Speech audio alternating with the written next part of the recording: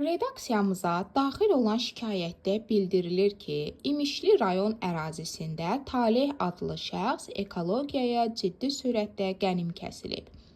Belə ki, daha aydın desək, redaksiyamıza daxil olan video materialdan da aydın görünür ki, şikayət həqiqətən əsaslıdır. Belə ki, sözü gedən İmişli rayonunda ağaclar çıxarılır, ekologiyaya ciddi zərər vurulur. Çəkilmiş kadrlardan da görünür ki, həqiqətən də Taleh adlı şəxs ekologiyaya ciddi sürətdə qənim kəsilib. Maraqlıdır, Taleh adlı şəxs bugün kimə və nəyə arxayın olaraq bu cür addım atır?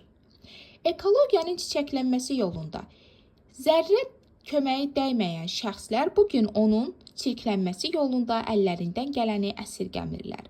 Maraqlı məqamlardan biri də budur ki, adı çəkilən Taleh adlı şəxs Veteranlar Şurasının sədridir.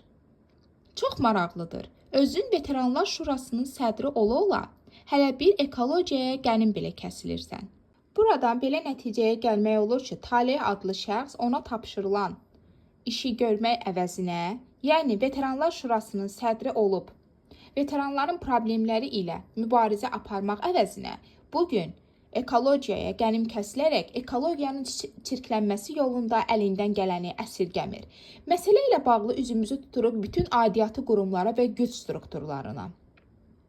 Ekologiyanın təmizlənməsi üçün daima islahatlar keçirən bir ölkənin ekologiyası bugün bu vəziyyətdə olmamalıdır.